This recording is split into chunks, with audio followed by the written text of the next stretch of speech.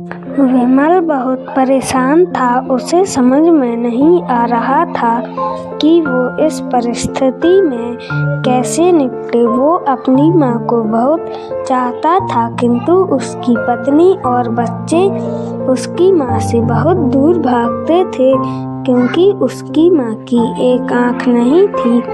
साथ ही उसकी कमर भी 90 अंश पर झुकी थी। वैसे वह अपना काम सब खुद कर लेती है, किंतु फिर भी वो उसकी पत्नी और बच्चों के लिए हमेशा खटकती है। जी वो गांव में रहती है, यहाँ उनका मन नहीं लगता। कामिनी ने सपाट लहजे में उत्तर दिया। डॉक्टर रमेश ने विमल की ओर देखा तो विमल ने अपनी आंखें झुका ली। डॉक्टर रमेश सब समझ गए। बोले, कल हम भाभी से मिलने गांव चलेंगे। सब लोग दूसरे दिन सभी लोग गांव के घर में पहुंचे। देखा कि सरस्वती को बहुत तेज बुखार है और वो पलंग पर असहाय पड़ी हैं। डॉक्टर रमेश दौड़कर सरस्वती के पास गए, उनके पैर छूकर रोने लगे। सरस्वती की ये हालत उनकी कल्पना से परे थी। वाह बेटा विमल, तूने तो नाम उजागर कर दिया। अपनी माँ की ये हालत देखकर तुझे तो शर्म भी नहीं आ रही होगी। डॉक्टर रमेश ने विमल को लगभग डांटते हुए कहा, नहीं देवर जी, विमल का कोई दोष नहीं है। मैं खुद गांव आई थी। सरस्वती ने अपने बेटे का बचाव किया, मुझे सब पता चल गया। भाभी आप चुप रहो। क्यों बहू, तुम्हें अपनी सास की करुपत्ता पसंद नहीं है? समाज में तुम्हें नीचा देखना पड़ रहा है ना? डॉक्टर रमेश ने कामिनी की ओर व्यंग से देखा।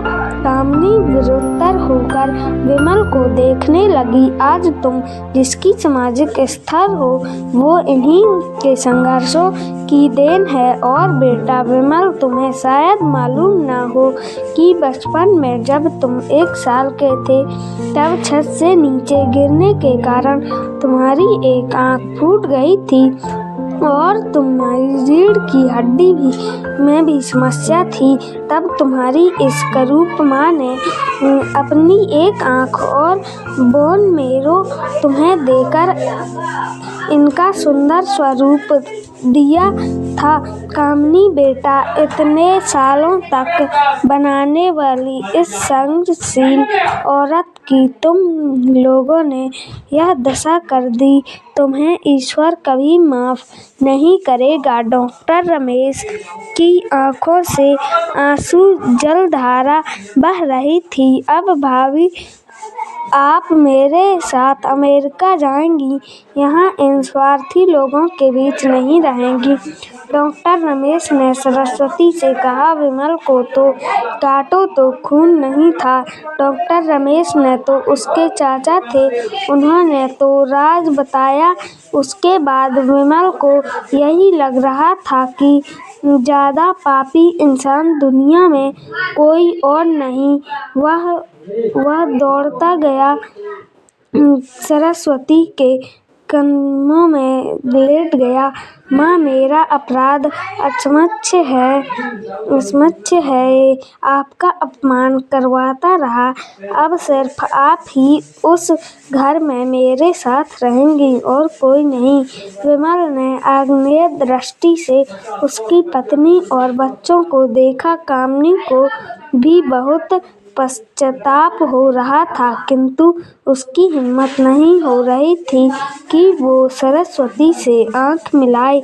सरस्वती ने कामिनी की मानसिक स्थिति को समझकर उसको चुप कराते हुए अपने पास बुलाया और विमल को डांटते हुए कहा, खबरदार, जो मेरी बहू को मुझसे अलग करने की कोशिश की तो तुझे ही घर से बाहर निकाल दूंगी। कामिनी और बच्चों ने सरस्वती के पैर पड़ते हुए अपने व्यवहार पर माफी मांगी और माँ के हृदय ने सबको माफ कर दिया।